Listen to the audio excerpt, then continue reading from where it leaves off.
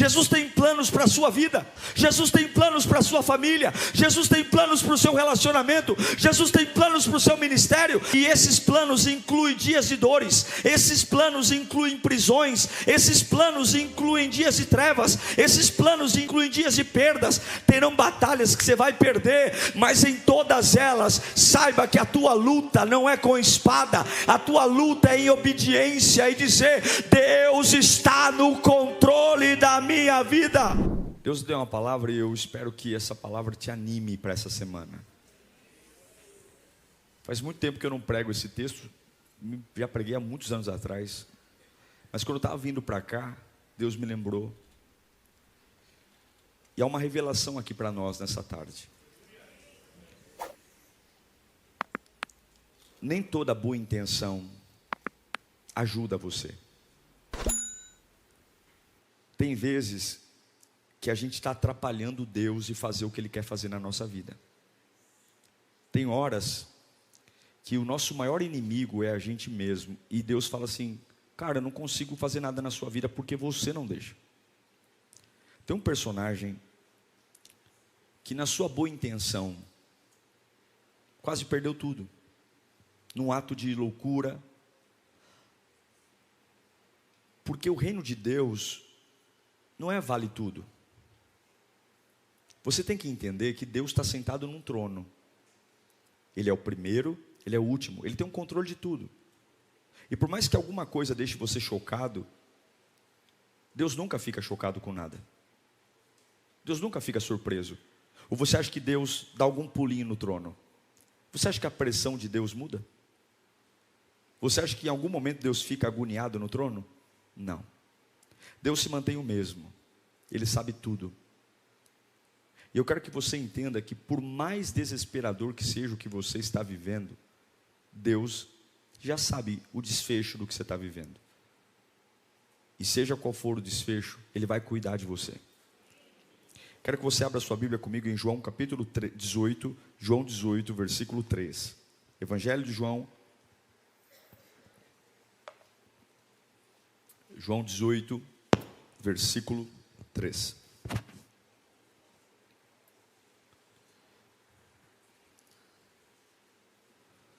Diz assim a palavra: então Judas foi para o olival, levando consigo um destacamento de soldados, e alguns guardas enviados pelos chefes dos sacerdotes e fariseus, levando tochas, lanternas e armas. Jesus, sabendo tudo o que ia acontecer, saiu e perguntou: a quem vocês estão procurando? Ele já sabia. E aí respondem para ele: a Jesus de Nazaré. Responderam eles: sou eu, disse Jesus. E Judas, o traidor, estava com eles. Quando Jesus disse: sou eu, eles recuaram e caíram por terra, porque não é normal alguém se apresentar para ser preso. Novamente lhes perguntou: a quem vocês procuram?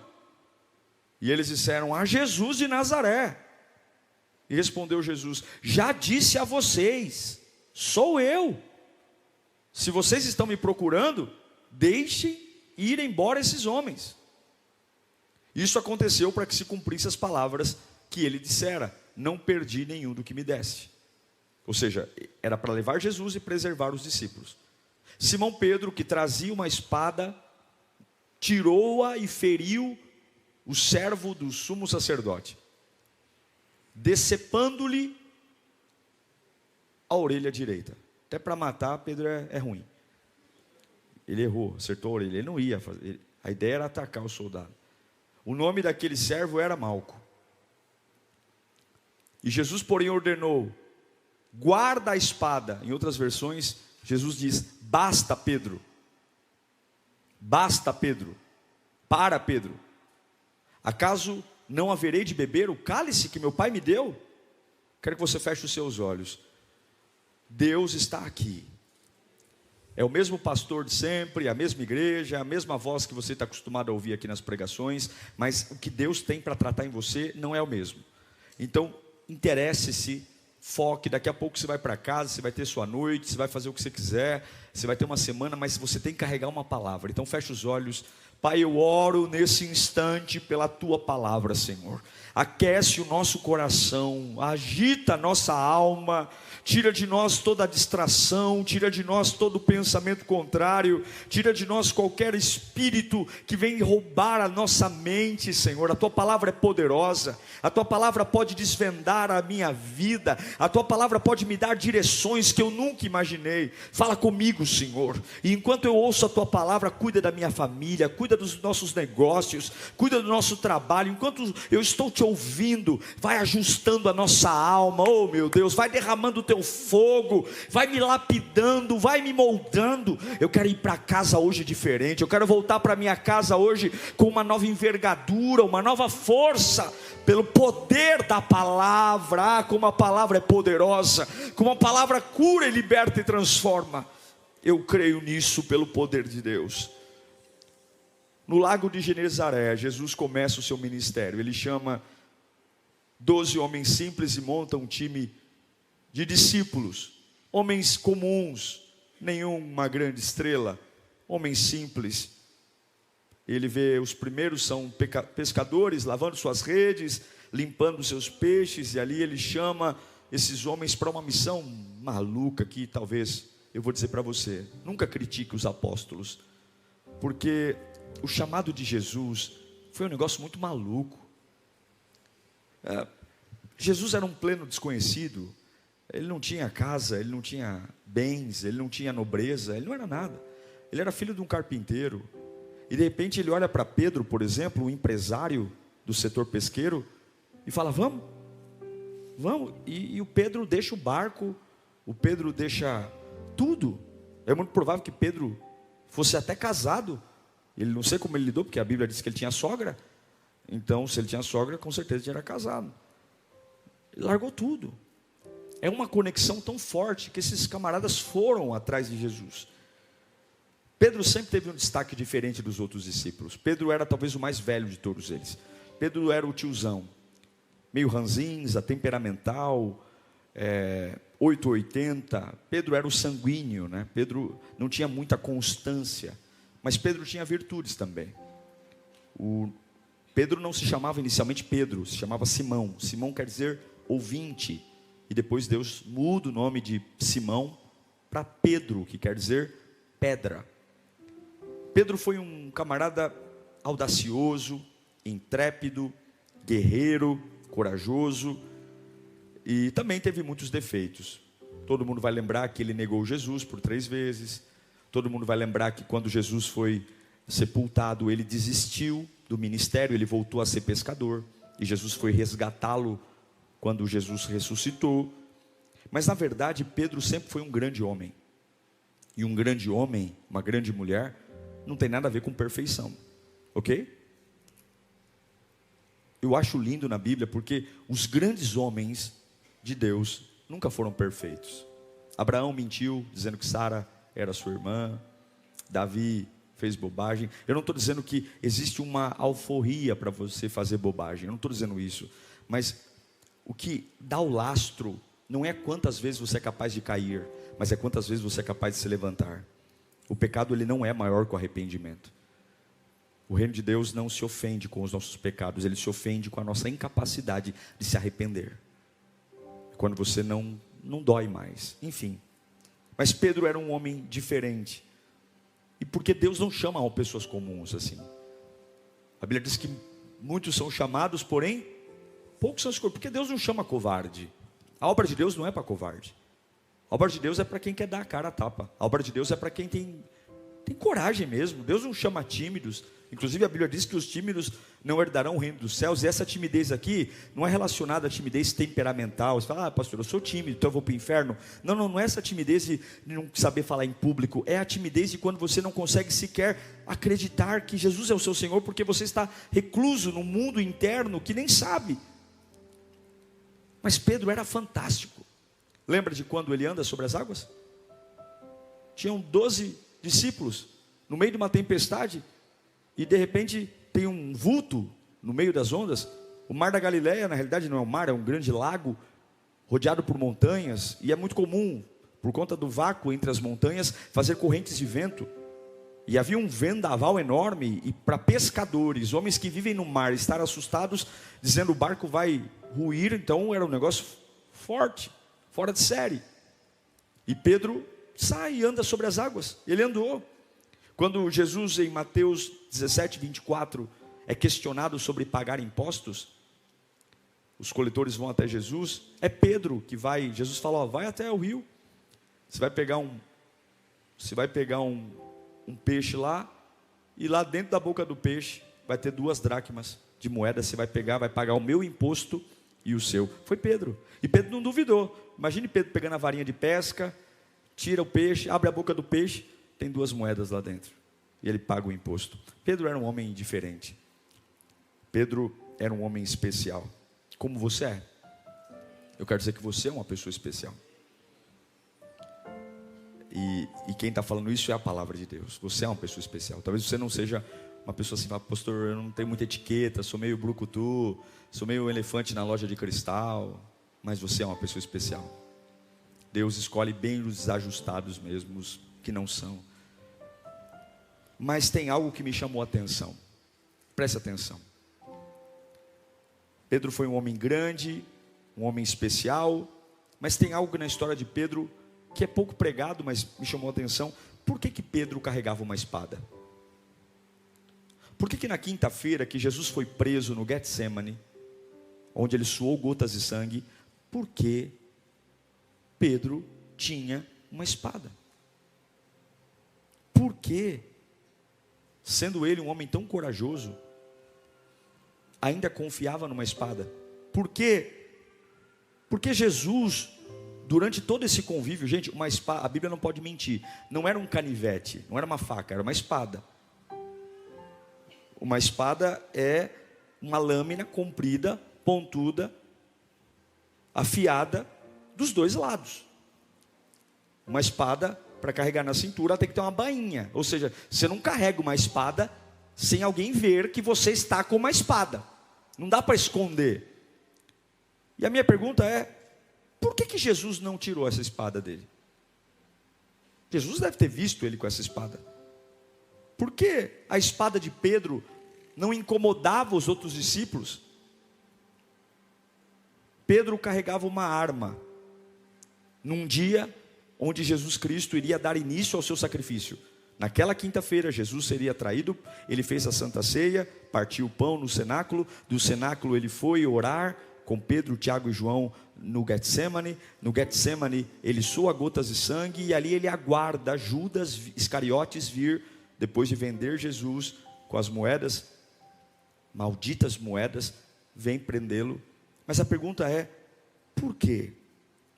Por que Pedro tinha uma espada? Por que ninguém se importou? Por que essa espada foi aceita?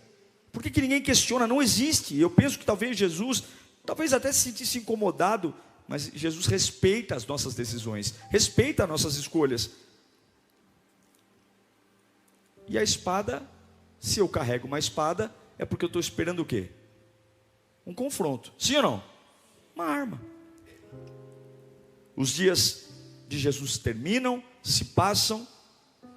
Pedro é um homem, se você observar, ele diz para Jesus, momentos antes da última ceia, Jesus fala da sua morte, ele fala: olha, eu vou contigo até o fim. E aí Jesus já dá uma invertida nele e fala: ó, antes que o galo cante, você vai me negar por 3 vezes. O que eu quero dizer é, Jesus, quando ele é abordado, e é interessante que Jesus se apresenta, chega Judas, e ele mostra quem é Jesus com um beijo, e depois ficam ali, está tudo escuro. Imagine o jardim de Getsemane, não tem como hoje, não tem luz, não tem energia elétrica, é um breu, e era um lugar de oliveiras, né? Então é um lugar de árvores, copas enormes, então um breu à noite. Quem é Jesus? E a Bíblia diz que eles eram muito parecidos uns com os outros, e Jesus está perguntando: quem é você? Quem vocês estão procurando? Sou eu, o tal de Jesus de Nazaré, sou eu. E aí se assustam, porque dizem: como é que pode? O camarada que eu vim prender está se apresentando para mim. Não, quem é que vocês estão procurando? É Jesus, e eu estou aqui, me prendam. E aí no meio dessa conversa, Pedro saca uma espada. saca uma espada. Eu não sei se ele queria matar ou não, mas ele corta a orelha de um soldado.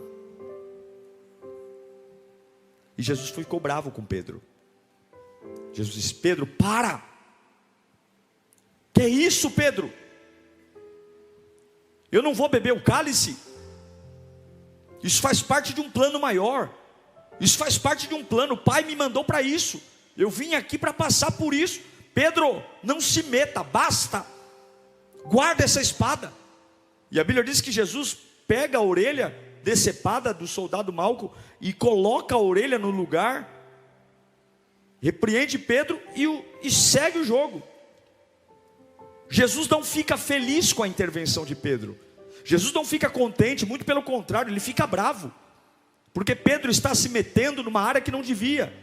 Pedro está comprando uma briga que não devia. Pedro está fazendo justiça de algo que não devia. É um assunto muito maior do que o próprio Pedro. Ele não tinha que se meter ali. Ele não tinha que intervir. E ele agora ameaça estragar um plano que o Pai desenvolveu. E Jesus diz para Pedro: para! Porque por mais que você tenha uma boa intenção, tem coisas que eu preciso passar. Tem coisas que são necessárias. E eu fico pensando, o que leva uma pessoa?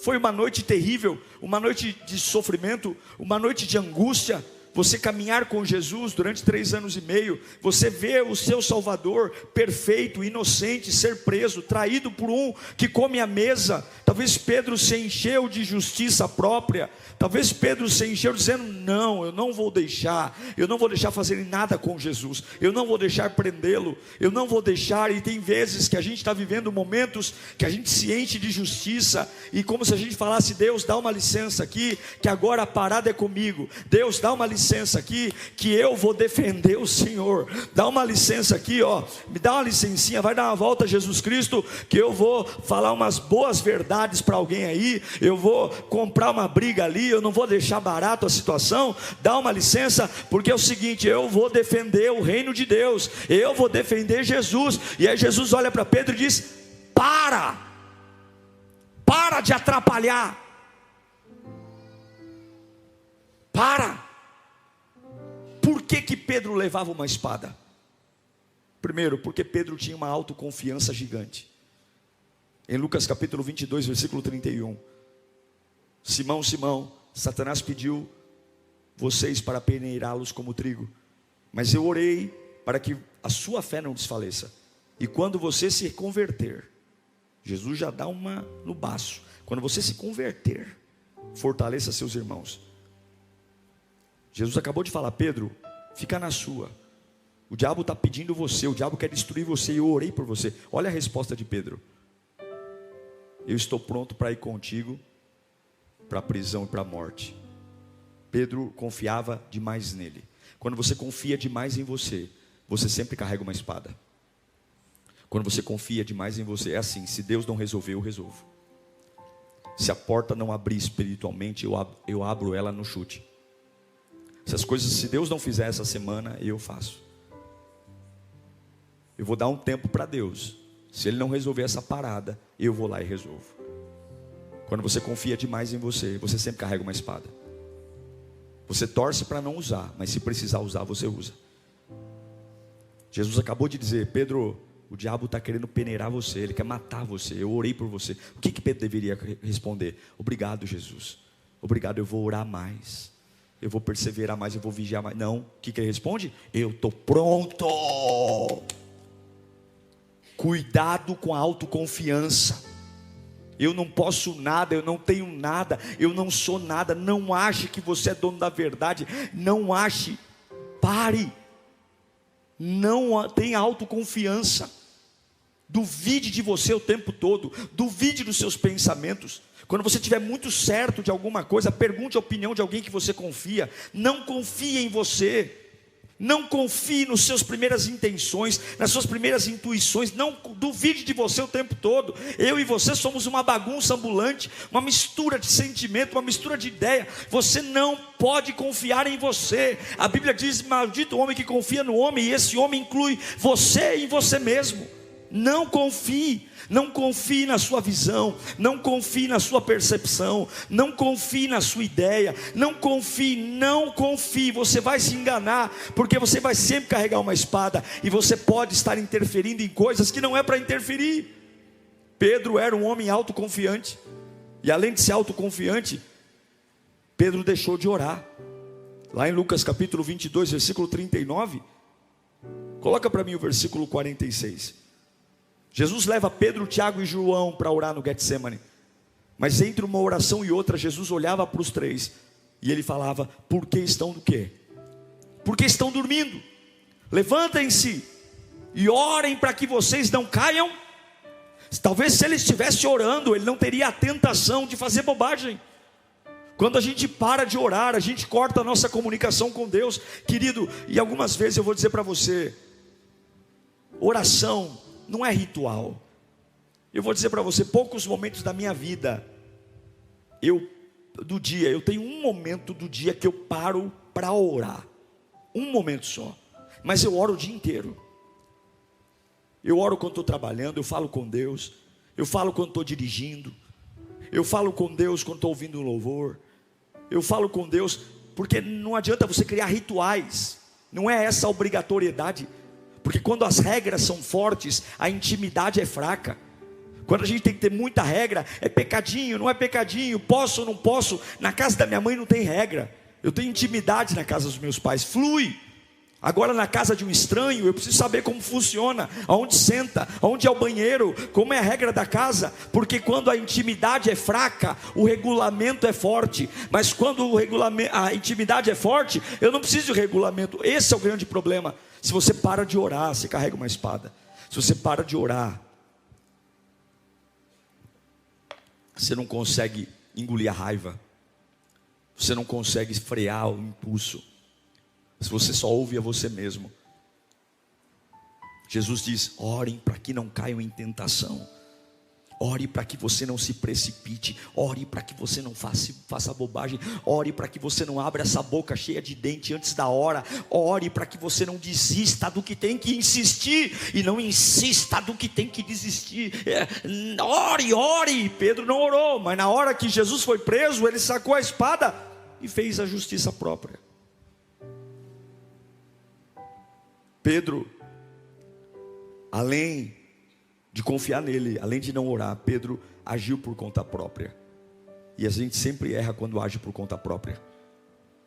Em Lucas 22, 49, diz que ao verem o que ia acontecer, os que estavam com Jesus lhe disseram: Senhor, atacaremos com espadas? E um deles feriu o servo do sumo sacerdote, decepando-lhe a orelha direita. Jesus, porém, respondeu o quê? O que ele respondeu? Basta! Para de se envolver. Vocês estão caindo de paraquedas num plano maior. Já pensou se hoje Jesus não está falando basta para mim e para você? Dizendo: eu tenho um plano para a tua família, eu tenho um plano de salvação para a tua casa, eu tenho um plano de salvação para a tua vida, e tu está me atrapalhando. Todo dia eu estou fazendo a obra. Eu sei porque os vales são necessários, mas todo dia você solta uma pérola, todo dia você dá um chilique, todo dia você sai do prumo, todo dia você duvida, todo dia você saca uma espada e aparece com uma novidade. Ei Pedro, vai orar e não enche a minha paciência. Jesus está se apresentando para os soldados. Jesus está dizendo: me prende logo porque o plano tem que seguir em frente, me prende logo, eu estou me apresentando. Aí vem aquele que ama Jesus dizendo: fazer showzinho, cortar a orelhinha. Jesus tem planos para a sua vida, Jesus tem planos para a sua casa, Jesus tem planos para a sua família, Jesus tem planos para o seu relacionamento, Jesus tem planos para o seu ministério, Jesus tem planos, e esses planos incluem dias de dores, esses planos incluem prisões, esses planos incluem dias de trevas, esses planos incluem dias de perdas. Terão batalhas que você vai perder, mas em todas elas, saiba que a tua luta não é com espada, a tua luta é em obediência e dizer: Deus está no controle da minha vida. E sabe o que é o pior? Além de você fazer bobagem, fazer fezes, você ainda prejudica a vida do outro. Pedro cortou a orelha de Malco. Malco era um sacerdote. Malco não era um soldado, era um sacerdote. E pela lei sacerdotal, nenhum sacerdote podia ter defeito físico. Além dele fazer uma bobagem, além dele estar se metendo numa área que não era dele, ele está tirando a profissão e o ministério de alguém. Quando você quer fazer justiça com as próprias mãos, quando você, como um louco, destemperado, não sabe o que é e sai falando, sai atropelando, sai sacando a espada e corta para um lado e corta para o outro, e Jesus está mandando dizer para você hoje: basta, estou cansado, deixa eu fazer, basta. Tem gente perdendo o ministério por conta dos teus chiliques. Você está prejudicando gente que não tem nada a ver, por conta de você não se controlar. Eu te amo, Pedro, mas basta. Eu tenho um plano para você, basta. Eu vou te usar ainda, mas basta. Não se meta. E Deus está mandando eu dizer: tem assuntos aqui que chegou a hora de você calar a boca e esperar Deus fazer. Mas pastor, é sofrido, parece ser injusto, e Deus manda eu te dizer: não se meta. Basta, Pedro. Deixa que me prendam, deixe que me crucifiquem, deixe que me prendam, deixa que batam em mim, porque eu sei como essa história termina. Antes da fundação do mundo, eu sei como essa história termina. Eu sei que no domingo de manhã as mulheres vão perfumar o meu corpo, mas a pedra vai estar removida, e aquele que dorme, aquele que morreu como um cordeiro, ressuscitará como o leão da tribo de Judá. Basta, porque você não sabe o que eu estou fazendo, Pedro. Basta, porque a sua espada ela é impotente. Basta. Eu quero dizer para você que quando Pedro corta a orelha de Malco, Deus pega a orelha e põe no lugar. E Deus manda eu te dizer: eu estou disposto hoje a restaurar as orelhas que você cortou por aí. Eu te amo, eu estou disposto. Por que Jesus restaurou a orelha de Malco? Por quê? Porque se ele não tivesse restaurado, Pedro seria preso naquele momento, e Malco perderia a sua função sacerdotal para sempre. Ele veio para pagar o nosso pecado. Aquele momento era o momento onde Jesus inicia a fase de dizer o seguinte: eu vou pagar a sua culpa. Como é que Jesus inicia o seu sacrifício? Junto com o seu sacrifício, Pedro sendo culpado. Tem tantas bobagens que nós fizemos, tantas coisas que nós fizemos, e Jesus está dizendo: além de um basta, eu vou te dar uma nova chance hoje. Eu vou pegar a orelha desse soldado, eu vou pôr no lugar, eu vou te dar uma chance de recomeçar.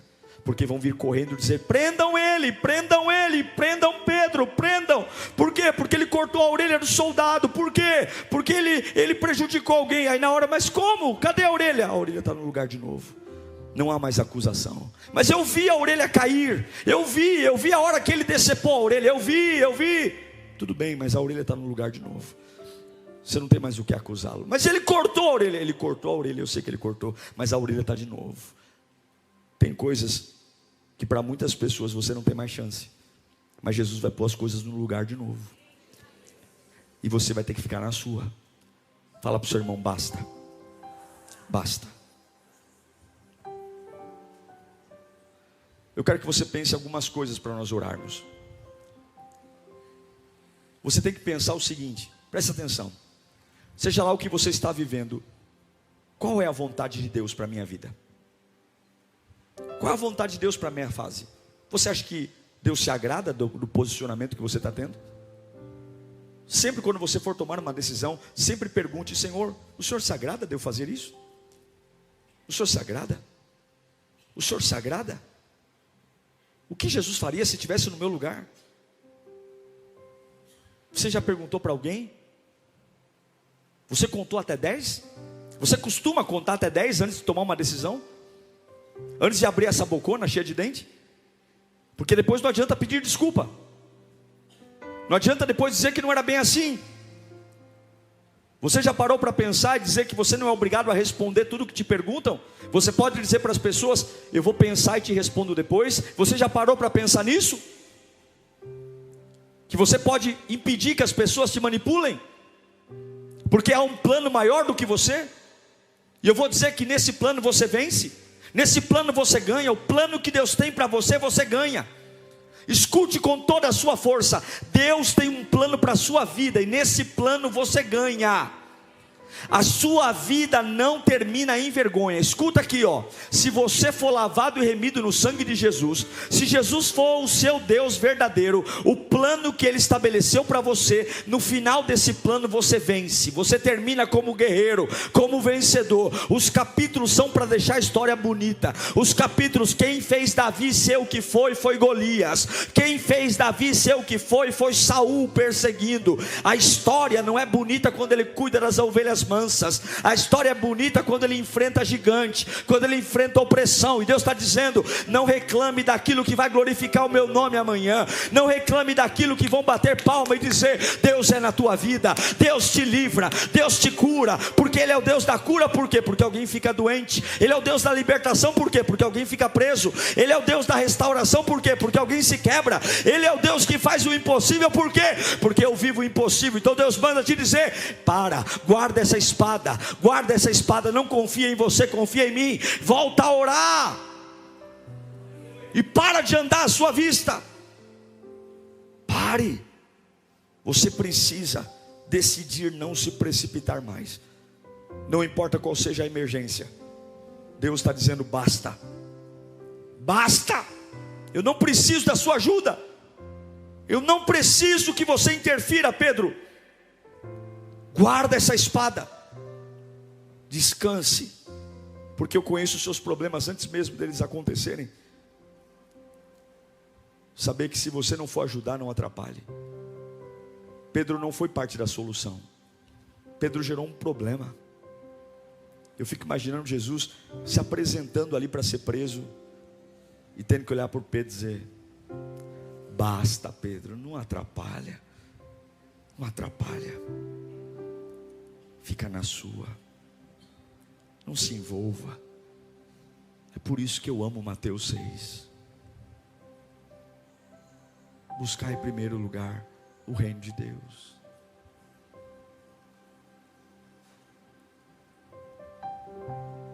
Eu tenho tanta coisa para fazer.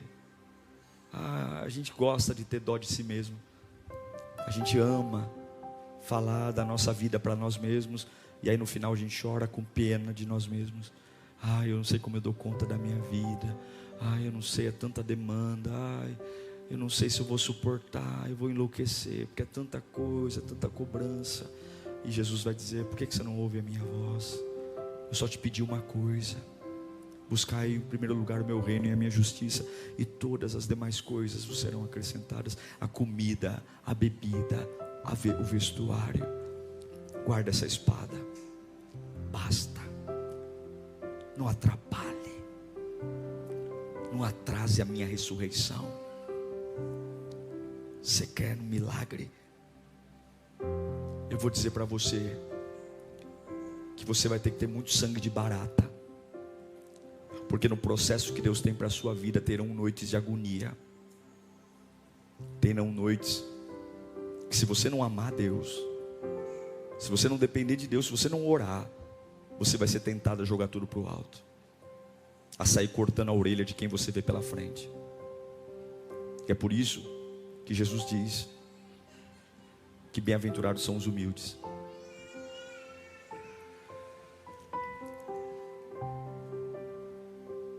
Todos nós temos uma espada aqui. Todos nós temos uma espada. Todos nós temos uma vontade de fazer alguma coisa para ajudar.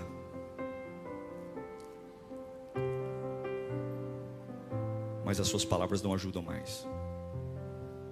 Basta. Eu não sei para quem eu estou pregando aqui, mas Deus está falando: acabou.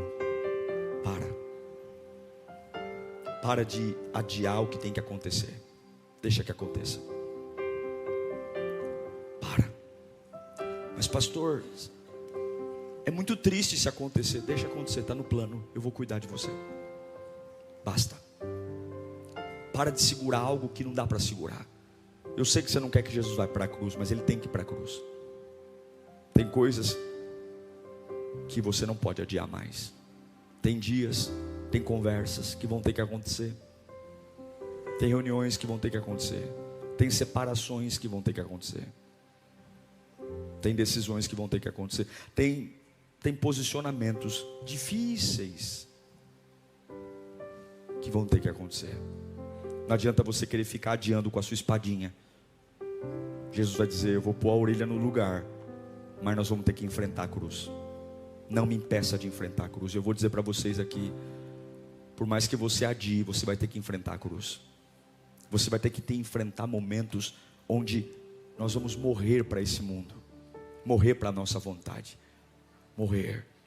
Mas por que a gente vai de cabeça erguida? Porque nós sabemos que aquele que começou a boa obra não vai nos abandonar. Jesus não vai te abandonar. Jesus recuperou a orelha de Malco e disse para Pedro: pode ir embora, Pedro, ninguém vai te prender aqui. Por quê, Senhor? Porque eu devolvi. Você fez bobagem, mas eu consertei sua bobagem. Agora deixa eu ir. Mas eu não vou te deixar, Pedro, antes que o galo cante, você vai me negar 3 vezes. Pedro, eu não preciso de você. Jesus está dizendo: eu não preciso de você. Não se preocupe, não queira me ajudar. Eu sei o que fazer para restaurar a sua vida. Eu sei o que fazer para pôr sua cabeça no lugar. Eu sei o que fazer para curar suas emoções. Só não me atrapalha. E como é que você não me atrapalha? Me adora só me adora, só me adora. Não fala nada, me adora. Esteja na minha presença. Eu vou pôr os parafusos no lugar. Fica tranquilo, porque quando eu ressuscitar, o meu sangue vai comprar a sua vida, vai comprar a sua salvação. Quando eu ressuscitar, toda a sua capivara. Mas deixa eu seguir o fluxo, deixa eu seguir o processo. E como eu faço?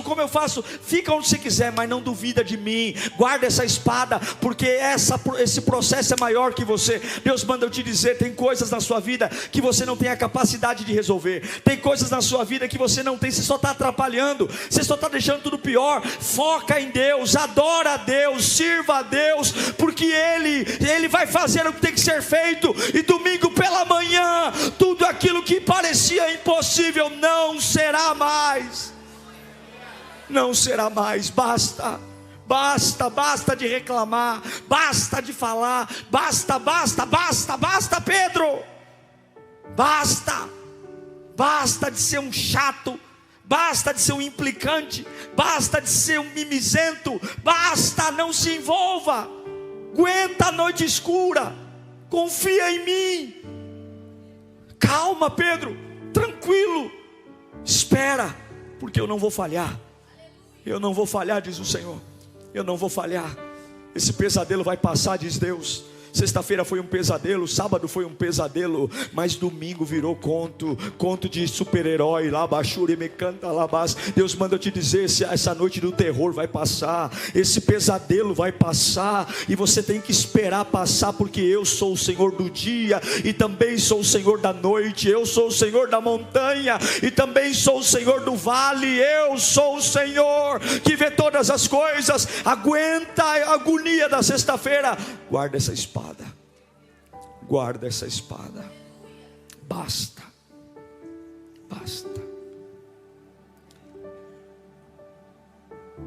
Lave suas mãos, não como Pilatos, mas basta. Eu quero encerrar dizendo algo para você, da parte de Deus. Você morreu, e você não pode voltar a viver. Quando nós entramos na água do batismo, a gente diz que morreu. E a gente diz, como Jesus, que não seja feita a minha vontade, mas a vontade do Pai. Eu e você temos várias vontades, mas Deus não quer a sua vontade, Ele quer a dele, que é boa, perfeita e agradável. Guarde a sua espada. Guarde. Quando for para você agir, Deus vai colocar paz no seu coração. Mas não tenha a espada desembainhada.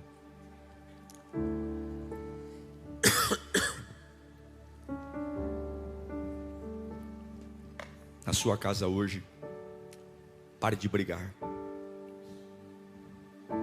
pare de discutir. Na empresa, saia das rodas das fofocas. vai trabalhar, vai fazer sua parte. Na vizinhança, fica na sua. Pega seu carro, pega seu ônibus, vai ter uma vida de alguém que depende de Deus. E se as coisas começarem a ficar tensas à sua volta, quando as coisas começarem a ficar nebulosas, terríveis, lembra que para muita gente ele é só um prisioneiro, mas você sabe que é o Senhor dos Senhores que está ali, e Ele pode todas as coisas. Eu queria que você fechasse os seus olhos.